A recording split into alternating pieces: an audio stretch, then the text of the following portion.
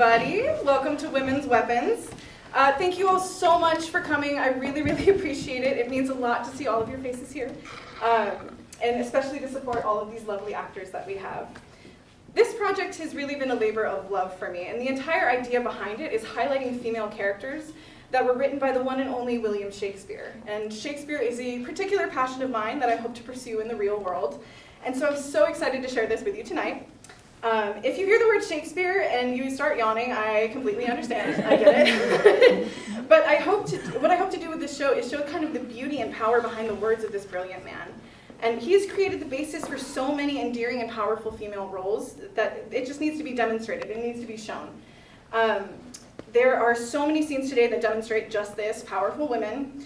And these actors have met with me over the course of the semester and have been working on highlighting this compilation of works.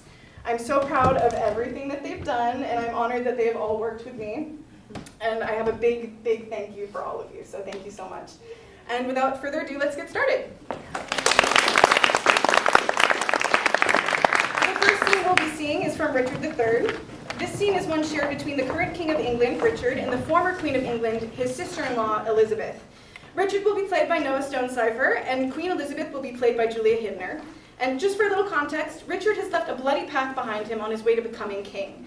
He's just orchestrated the murder of Elizabeth's sons and is now approaching her with a proposal of marriage for her daughter, his niece. Brutal and gross, I know. With this in mind, I present to you Act 4, Scene 4 from Richard III. Stay, madam. I must talk with you a while. I have no more sons of the royal blood for thee to slaughter. For my daughters, Richard, they shall be praying nuns, not weeping queens, and therefore level not to hit their lives. You have a daughter called Elizabeth, virtuous and fair, royal and gracious. And must she die for this? Oh, let her live! And I'll corrupt her manners, stain her beauty, slander myself false to Edward's bed. Throw over her the veil of infamy so that she may not live unscarred of bleeding slaughter, and I will confess that she was not Edward's daughter. Wrong not her birth. She is a royal princess. To save her life, I'll say she is not so. Her life is safest only in her birth. And only in that safety died her brothers. Lo, at their birth the good stars were opposite. No, to their lives ill friends were contrary. All unavoided is the doom of destiny. True, but when avoided, grace makes destiny. My babes were destined to a fair death, if grace had only blessed thee with a fair life. You speak as if I had slain my cousins. Cousins, indeed, by their uncle, cousined, of comfort, kingdom, kindred, freedom, life, whose hands so overlaunched their tender hearts, thy head all indirectly gave direction. No doubt the murderous knife was dull and blunt, till it was whetted of thy stone hard heart. Madam.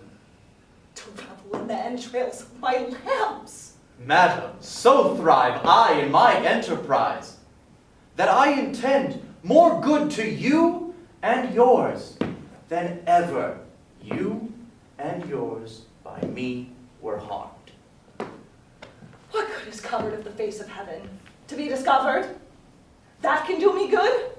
The advancement of your children, gentle lady. Up to some scaffold! They're to lose their heads!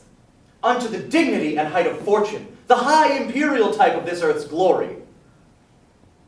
Flatter my sorrow with report of it. Tell me what state, what honor, what dignity canst thou demise to any child of mine? Even all that I have, I, myself and all, will I endow a child of thine. Be brief, lest the process of thy kindness last longer than thy kindness's date. Then know that from my soul I love thy daughter. My daughter's mother thinks it with her soul. What do you think? That thou dost love my daughter from thy soul, so that thy soul's love, this thou, love her brothers. And from my heart's love, I do thank thee for it. Be not so hasty to confound my meaning. I mean that from my soul, I love thy daughter, and intend to make her Queen of England. Ha! Well then, who dost thou mean shall be her king? Why, he that would make her queen, who else should be? What? Thou? Even so, what think you of it? What? How canst thou woo her? That will I learn of you. And wilt thou learn of me? Madam, with all my heart.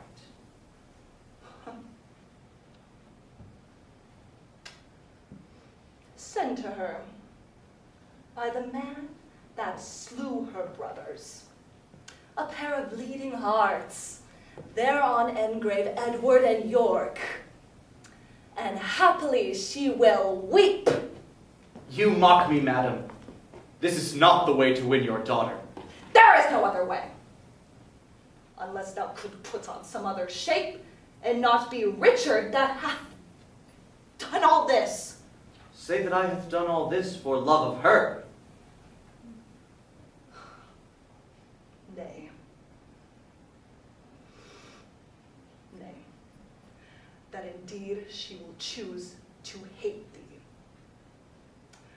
by having bought love with such a bloody spoil. What is done cannot be now amended. Well, what shall I tell her? That shall it be her father's brother will be her lord? Or shall I say her uncle? Or shall it be he that slew her brothers and her uncles? What title shall I woo her for thee? That God, the law, my honor, and her love that can seem pleasing to her tender ears. Infer fair England's peace from this alliance. That she shall purchase with still lasting war. Say that the king, that may command, entreats her. As for her hands, the king forbids it. Say that I will make her a high and mighty queen. To veil the title as her mother doth. Say that I will love her everlastingly. And how long shall that title ever last? Till her fair life's end. And how long shall her sweet life last?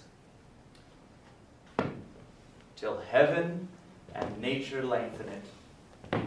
As long as hell and Richard likes of it.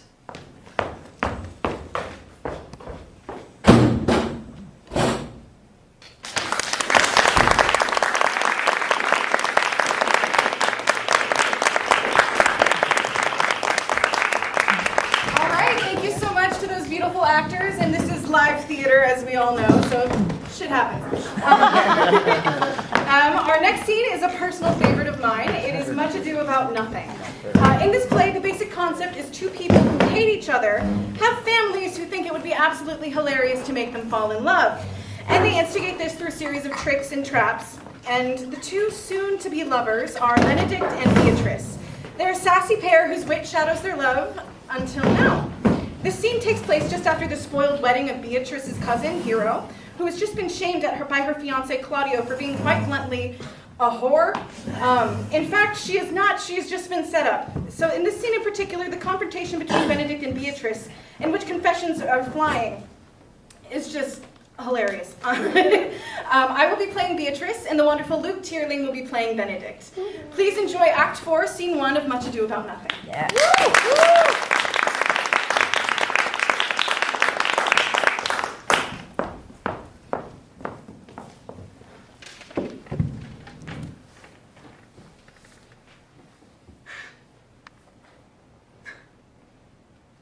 Lady Beatrice, have you wept all this while?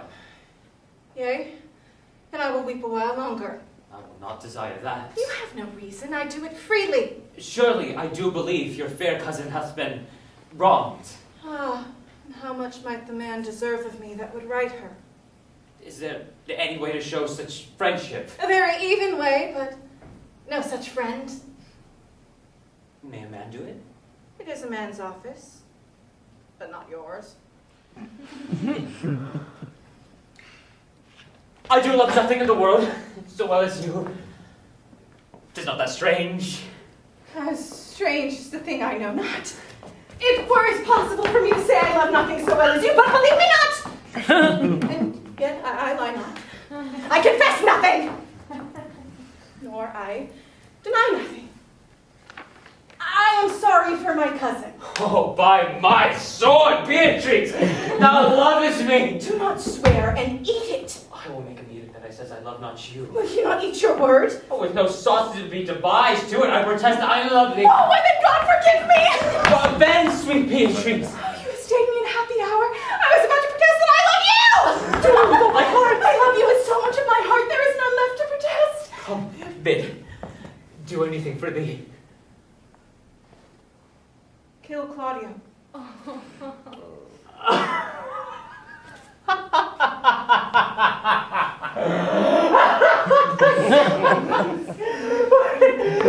I would! You kill me to deny it. Farewell. Return! In faith, I will go. Wait, Beatrix. Nay, there is no love in you. I pray you, let me go! We'll be friends first. You dare easier be friends with me than fight with my enemy? It's Claudio, thine enemy. Is he not approved in the height of villain that hath slandered, scorned, dishonored my kinswoman? Oh, that I were a man. What? Bear her in hand until they come to take hands, and then, with public accusation, uncovered slander, unmitigated rancor, oh God, that I were a man! I would eat his heart in the marketplace. Hear me, Beatrice. To talk with a man out a window, a proper saying. Nay, but Beatrice. Sweet hero, she is wronged, she is slandered, she is undone. Beatrice. Princes and counties. Oh, that I were a man for his sake, or that I had any friend who would be a man for my sake. But manhood is melted into courtesies, valor into compliment, and men are turned into tongues, and trim ones too. I cannot be a man with wishing, therefore I will die a woman with grieving. Sweet Beatrice, by this hand I protest I love thee. Use it for my love some other way than swearing by it. Think in your soul, the Count Claudio hath wronged Hero. Yea, as sure as I have a thought or a soul. Enough. I'm engaged. I will challenge him. I will take this hand, and so I kiss you. With this hand, Claudio shall render me a dear account. As you hear of me, so think of me. Go.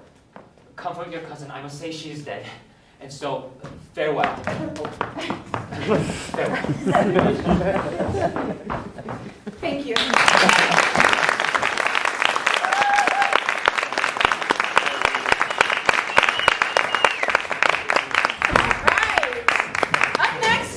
Lovely Chelsea Sykes. Chelsea will be performing a monologue from the play Macbeth as Lady M herself, and I get nervous just saying that name in here. So, in the scene, Lady Macbeth is confronting her husband about his cowardice and refusing to kill the King of Scotland. She questions his manhood and overall diminishes him as a person, and the intensity of this monologue is pressed on you as an audience when you know the fate of these two characters. Lady M ultimately discovers convinces her husband to go through with their plan, and they both die horrible deaths. Thank you, Shakespeare, for the uplifting material. Anyways, please welcome Chelsea in Act 1, Scene 7 of Macbeth.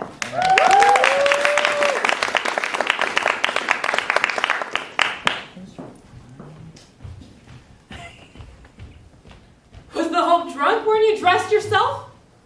Haven't slept since? It wasted now to look so green and pale and what it did so freely. From this time such I account thy love. Art thou feared to be the same in thine own act and valor as thou art in desire? Wouldst thou have that which thou esteemest the ornament of life, and live a coward in thine own esteem, letting I dare not wait upon I would, like the poor cat in the adage? What beast was then that made you break this enterprise to me? When you durst do it, then you were a man. And to be more than what you were, you would be so much more the man. Nor time nor place did then adhere, and yet you would make both. They have made themselves, and that their fitness now doesn't make you!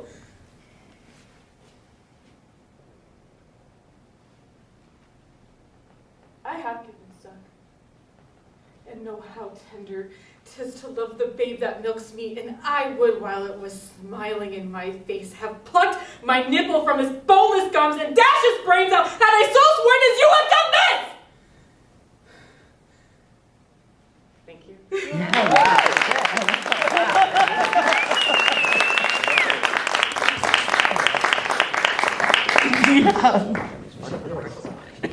Wonderful job. So now we switch gears to a truly hilarious play, The Comedy of Errors. This is possibly Shakespeare's most confusing play, so bear with me. There are two sets of twins, one a servant to the other. That's all you need to know. I'm just kidding, but I won't get into it too much. This scene, I messed my pages up. This scene specifically involves Luciana, played by Selena Wrong, and the twin of her sister's husband, who she thinks is her brother-in-law, but isn't actually her brother-in-law. He is attempting to woo her unsuccessfully, and she, as a character, believes in the power of women and their independence and wants nothing to do with him, and who she thinks is an unfaithful lover. Please enjoy Act 3, Scene 2 of Comedy of Errors.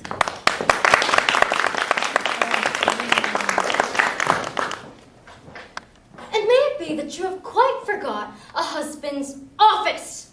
Shall, Antipholus, even in the spring of love thy love springs rot? Shall love in building grow so ruinous? If you did wed my sister for her wealth, then for her wealth's sake use her with more kindness. Or, if you, like elsewhere, do it by stealth, muffle your false love with some show of blindness. Let not my sister read it in your eye. Be secret false. What need she be acquainted?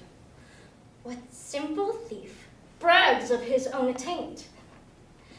Shame hath a bastard fame, well managed. Ill deeds are doubled with an evil word. Alas, poor women, make us but believe, being gobbacked of credit, that you love us. Then, gentle brother, get you in again. Comfort my sister, cheer her, call her wife. Thank you. Yeah.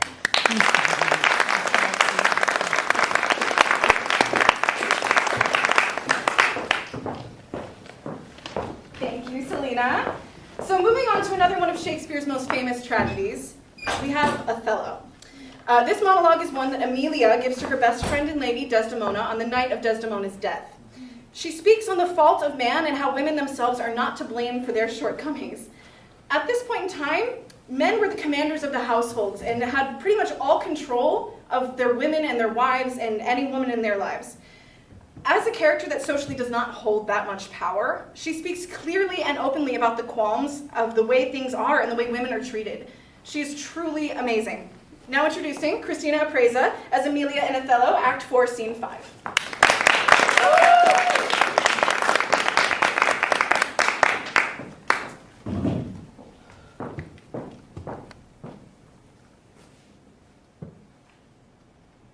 But I do think it is their husbands' fault if wives do fail. Say they slack their duties and pour our treasures into foreign laps, or else break out into peevish jealousies and throw restraint upon us. Or say they strike us and scant our former having in despite. Why, we have Gauls, and though we have some grace, yet we have some revenge. Let husbands know their wives have sense like them. They see and smell and have their palates for both sweet and sour as husbands have. What is it that they do when they change us for others? Is it for sport? I think it is. And doth affection breed it? I think it doth. And is it frailty that thus errs? It is so too. And have we not affections, desires for sport and frailty as men have? Then let them use us well. Else let them know that the ills we do, their ills instruct us so. Thank you.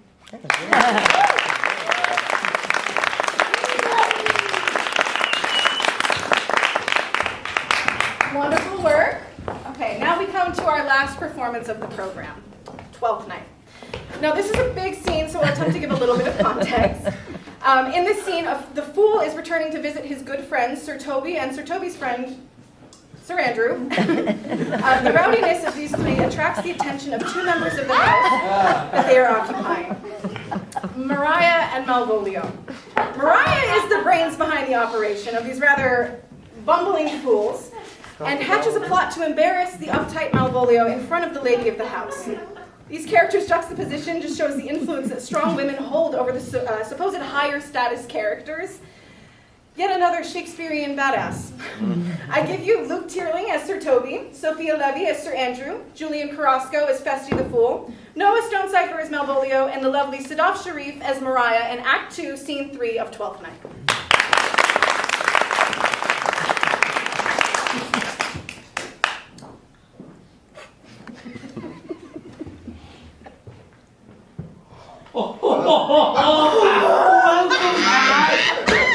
Let's have a catch!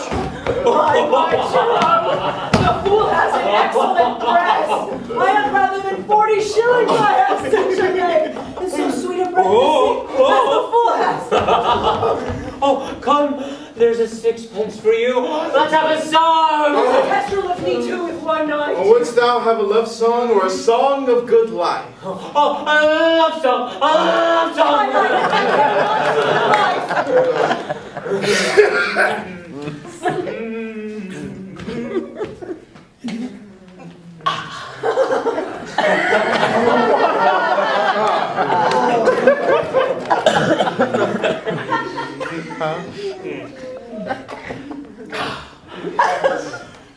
Oh, mistress mine, where are you roaming?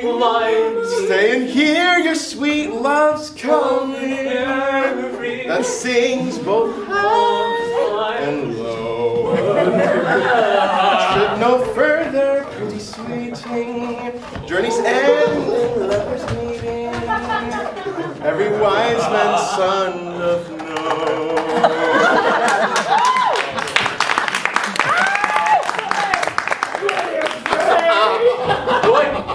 Good. This as I am tonight. A contagious breath. Very sweet and contagious effect. Shall we rouse the night owl in the catch and catch 3 souls with 1 weaver? Shall we do that? Thou knave. Hold thy peace, thou knave. Oh. Begin, fool, it begins. Hold thy I peace. should not begin if I hold my peace. Come, begin.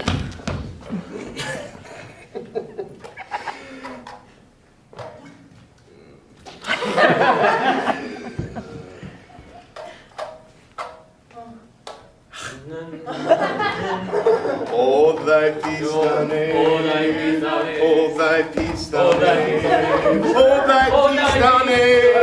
Hold thy peace, thou knave. I prithee, hold thy peace, thou knave. What a caterwauling do you keep here?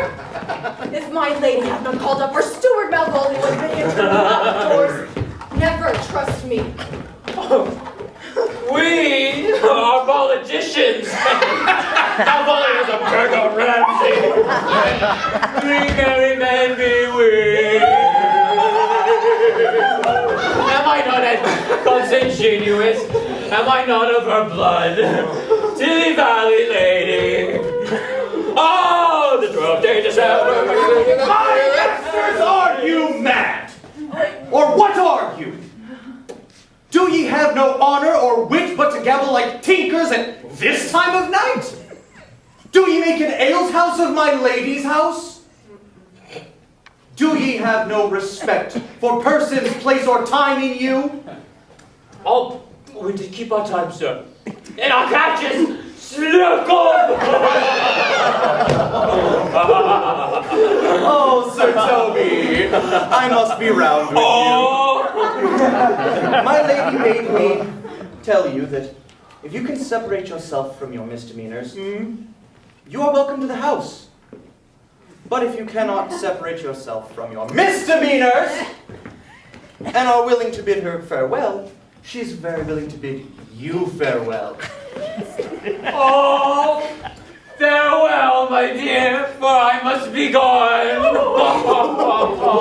Nay, good Sir Toby. Oh, but 'twas I to die. Oh, Sir Toby, there you lie. This is much credit to you. You lie, sir. Aren't I just a steward? Aren't thou just because you're virtuous doesn't mean we can't have cakes or ale? Rub your chin with thy crown. Maria. Mistress Mary, if you prize my lady's favor at anything more than contempt, you would not make means for this uncivil rule. Go shake your ears! Sweet Sir Toby, says the youth of the council today with thy lady, she is much out of mind. For Monsieur Malvolio, let me alone with him. If I do not gull him into an A-word and make him into a common recreation, do not think I have wit enough to lie straight in my bed. I know I can do it. Possess us, tell us something of him. Mary, sir, sometimes he's a kind of Puritan. Oh!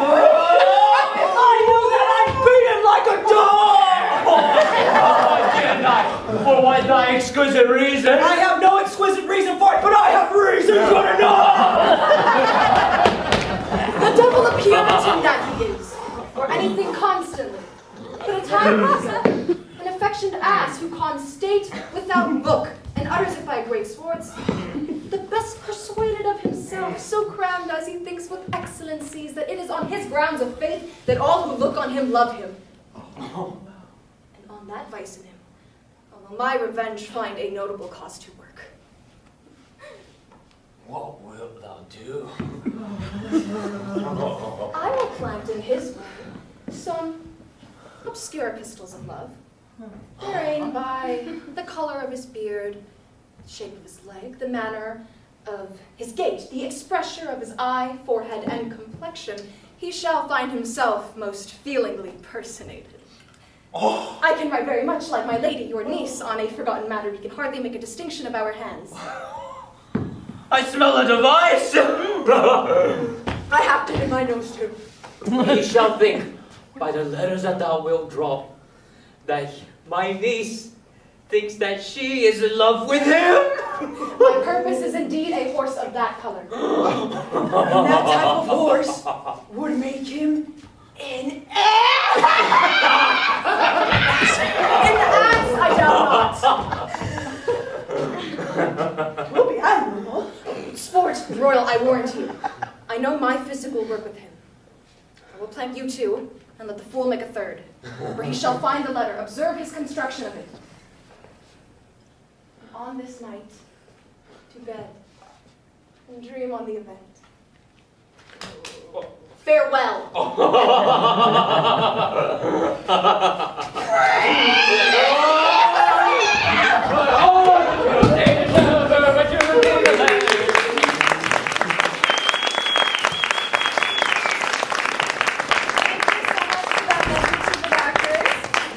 So we've reached the end of our show, and I just want to say thank you from the bottom of my heart to each and every one of you for supporting me in my journey on these 4 years at Cal Poly. And there will be a short talk back after the show if you want to hang around, but otherwise, I appreciate you all coming, and I hope you have a proper demonstration of the fearless females of Shakespeare. Thank you for coming to Women's Weapons, a tiger's heart wrapped in a woman's mind.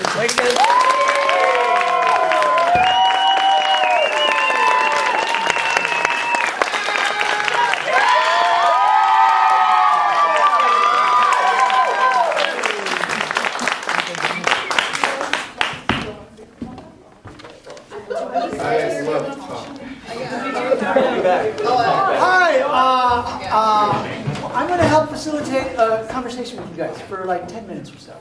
Okay, so if you can stick around, let's get a chair for us. You guys can head, you can do whatever you would like to. You want to grab chairs or whatever you want to do.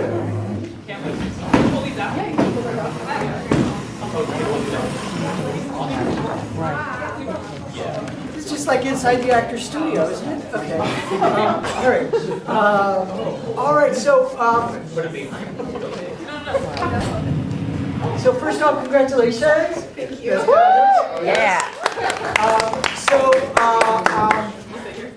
We're gonna do this like in 3 little parts, right? So the first part is a couple minutes of you all, any of you, expressing any moments that jumped out at you, moments, characters, monologues, scenes, work that was evident in the presentations, of stuff that stuck out that you really enjoyed, particularly. Looking for anybody to start us off. I just had a question. Was it the seniors project? Were you the director of all scenes? Yes, I directed all of the scenes and then acted in the one. Okay. Great. Great. Give it a hand.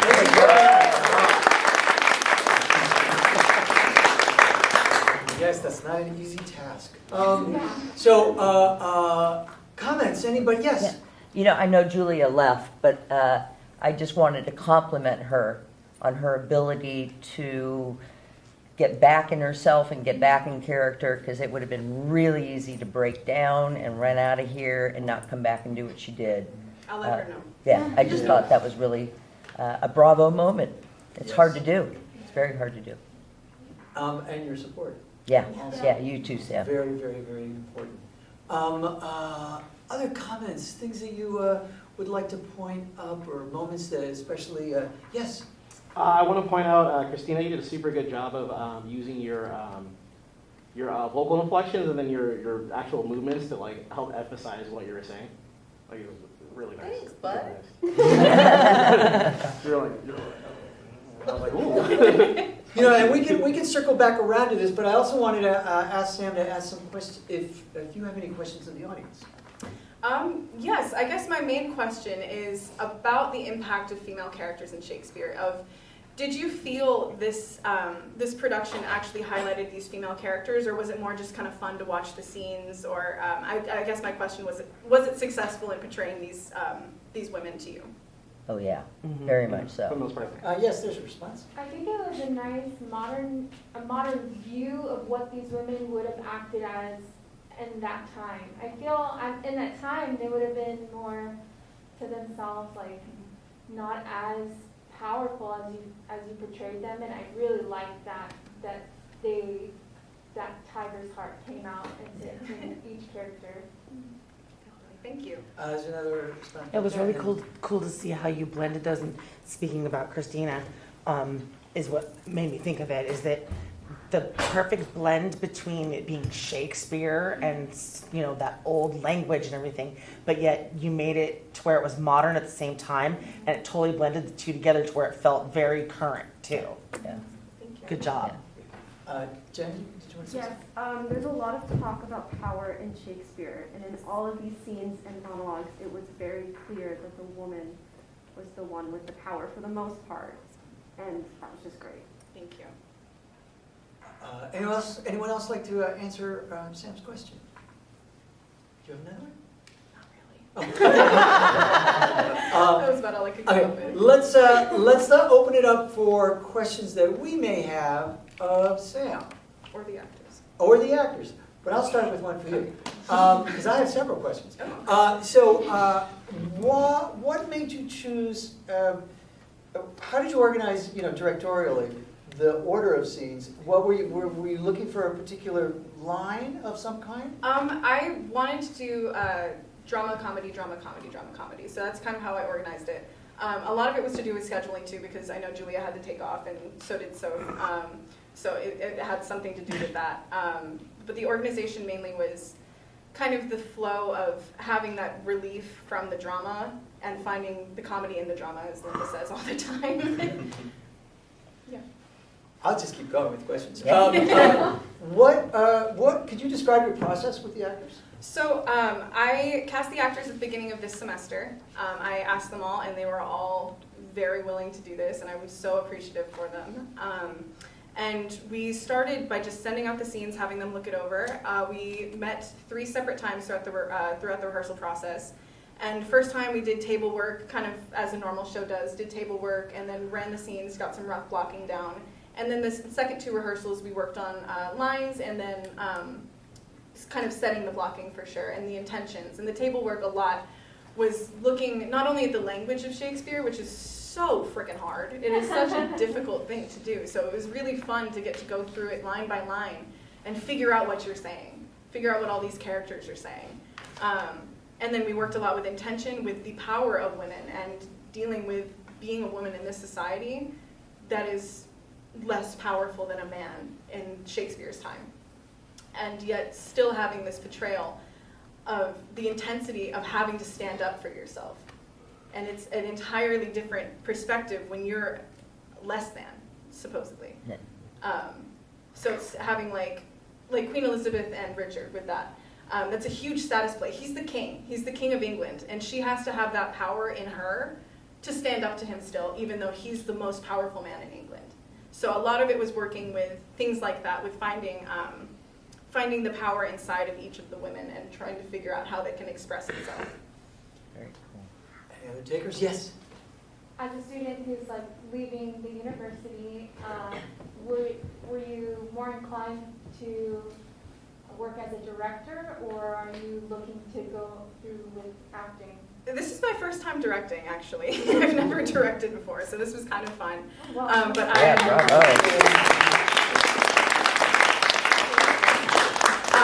But I am definitely pursuing acting, specifically in Shakespeare. I'm getting my master's in Shakespeare and performance after this. So I am hoping to be able to teach people continually, direct if I can, and definitely act, especially Shakespeare. Actors, there's another question, yes. Yeah, what was your experience like directing for the first time? I am not a very confrontational and or decisive person, so directing was very interesting for me because it was the first time that the decisions were on my plate. Because as an actor, you stand there, you try your best, and you do what you do, and then the director tells you yes or no.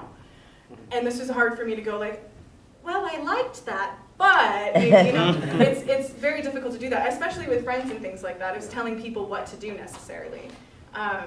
So it was very interesting to be on the other side of the table, so to speak, and getting to talk with people about this intention and not have to work on it myself, to get to work on every single character and learn how they intertwine together without being in the actor's head. Because it's so hard to have somebody else on stage with you. You don't know what's going on in their head. And as a director, I don't know what's going on in anybody's head. So it was difficult for me to kind of keep my hands off and just be like, okay, I trust you all. I want you to do this, but take your time with it and do what you will. Yes. Did it help knowing your fellow classmates? Yes. Yes, it did, honestly. I love all of these people very much. They're all very good friends of mine, so it was very helpful to have that support and that, hey, it's okay, you're doing a good job every once in a while, because there's times definitely that I was just like, oh my God, what am I doing? So it was very nice to have that support from everybody. Other questions? Okay, so I was going to ask the actors a little bit about, how did you guys draw lines, and or was that built into the rehearsal process, or did you figure it out on your own, or both? Those lines between your contemporary selves and what we're going through in this world now, and with those characters that you were playing and the words you had to say in those speeches and scenes. Did you see parallels? And if you did, what were they? Yes, Selena. I've actually never done Shakespeare before. I don't even particularly like Shakespeare. But Sam told me that she was doing her senior project on Shakespeare and asked if I was open to doing it. And I was like, maybe not. But I needed something for Bernardo's class. But she taught me a lot. No, but Sam taught me a lot about Shakespeare with the language, because I found the language to be the hardest part. I was like, I don't know what that word means. And she goes, let me open my Shakespearean dictionary, lexicon. And she was like, okay, well, let's walk it through. And I was like, well, this is very nice. Because she was talking to me like I knew nothing, which I didn't. And it was so helpful because I came into this knowing absolutely nothing about Shakespeare, and then coming to perform it and completely understanding the material. So it was really cool understanding Shakespeare for once. And that's awesome. because of Sam.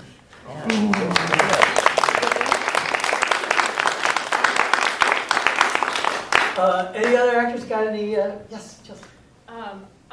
In my opinion, I'm not good at doing Shakespeare. Because I love to read, watch, and listen to it, but I don't like to play it because it's so hard for me to do.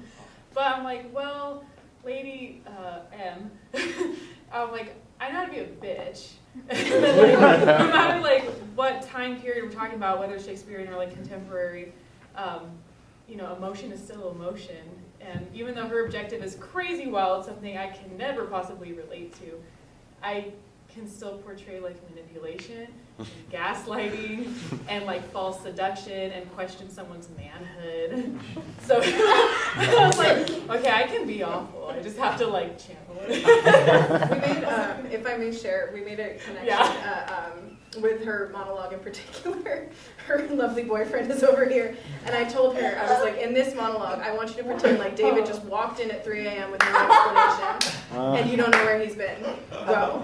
And that's where this kind of started, is some of that intention of trying to find real life experiences that connect with Shakespeare. But even that was hard too, because she's like, you're mad at him. I'm like, it's actually very hard for me to be mad at my boyfriend. She had him sit and me do it at him. And as soon as it was done, I was like, I'm so sorry. But it was good though. It was good though. That's it was great, but I did not enjoy that part. Yes. Just to comment on that, not only did you nail the bitch, but you nailed crazy bitch there at the end. Because the two of us were like, oh, We both jumped at your last comment. about the baby thing. Yeah. It's like, whoa. We both kind of leaned in and went, whoa. So good job. I think you do Shakespeare just fine. Thank you, I appreciate that. Can I add to that, Kernaghan? Yes, Actually, please. I feel like, and I think Sam and I have had a conversation about this too, where Shakespeare, minus the language, obviously, is actually very timeless. A lot of the things that go on in Shakespeare, whether it's about deceit or corruption, politics, being a crazy bitch mad at her boyfriend, being a woman, abused by her husband and being like, no, fuck the guy. If he's gonna treat me bad, why aren't I justified in being, who I'm gonna be? It's very applicable to anything society throws at us. And so I think if we just realize that the only real barrier is language, and we have the lexicon, we know what they're saying, it's really just a contemporary play. That's And I think as long as we approach it that way, because, how else are we supposed to? We're contemporary people. Yeah. It's easily, understandable to an audience. That's what Shakespeare is. I appreciate that perspective. Thanks. Yes. Though it's a play for the stage of women and showing that, I was curious as for the guys, did you feel equal to be did you feel like you were in the background? How did you feel in the scenes?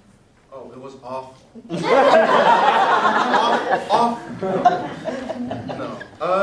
No, not at all.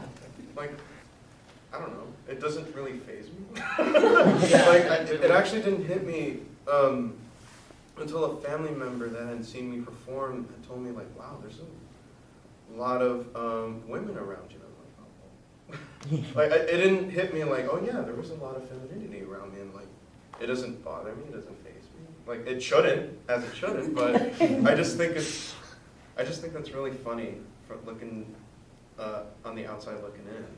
But no, I didn't feel like I was in the background. I felt like I was in the foreground too much. Because, if Shakespeare clowns and fools, a lot of times people think they're just frivolous. They're just there to be be like the entertainment, and sometimes they are, but they have a lot of important things to say. This time around, not so much. I was just a drunk, a singing drunk. To be Sorry, go ahead. No, please. One thing I wanted to add is the goal of this project wasn't to diminish the power of the No. men necessarily, it's to highlight the power of the women.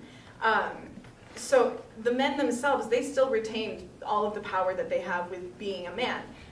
But it's just having that question by a woman, what does that feel like? That's what I was hoping to do with all of the scenes that involved men.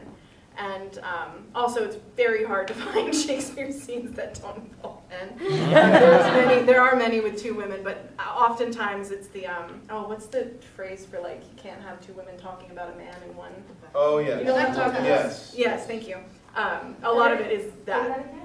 The Bechdel test? Bechdel test. Yeah. So it's hard to find Shakespeare scenes that really give the women the chance to tear down that man in their scene, tear down that, or not even tear them down, but just to take the power back in the scene. And that's why a lot of it was worked with levels and movement. Like in Julia and Noah's scene, the very first one, I told Julia, don't move very much. He's going to be your movement. Because the power stance comes from her not being moved by him. In Twelfth Night, the levels with having Sadaf stand up and having the men kneel around her, there's little intricacies that highlight the power without diminishing the power of the men necessarily. So that was not the goal, but it does happen. And are those the things you came up with as a director, staging that so that they could do that? Yes and no. I mean, Shakespeare is all about he's speaking the subtext. So like, there's a lot of the stage directions that are spoken in the actual dialogue, and it's kind of hard to catch sometimes. But you hear things like, there's no stage directions in Shakespeare except in the dialogue, except one exit pursued by a bear. That's the only stage direction. Winter's Tale, right? Yes. So there's things that kind of tell you as a director, like, oh, I'm on my knees for you, madam, or something like that. You clearly have to be on your knees, like things like that. So in Twelfth Night, that was a little more prevalent. It was in the Richard scene that there was a little more freedom for the actors because the stage directions were less specific within the dialogue. I don't know if that was your question. Oh, it was, absolutely, Okay. yeah, thanks. Any other? Yes. Well, I don't think that the power of the women, personally, I don't feel that the power of the women diminished the power of the men in the scenes. I think it just evened out that, Yeah. what is that thing called? Playing field? No. Power dynamic. No. The scale. Even the scales. Even the scale. Good. That's Sorry, I was The visualizing. I had to, scale you know. of justice. Exactly. Any other comments, questions, etc., etc.?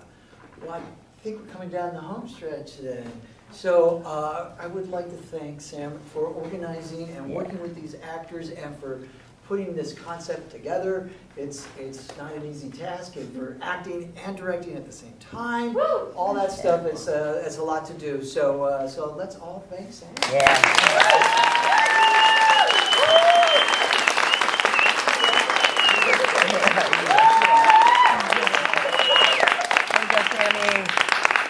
Feel free to mingle or whatever you'd like to do, but I think we are officially over. Yes? Okay. All right. Good job, everybody.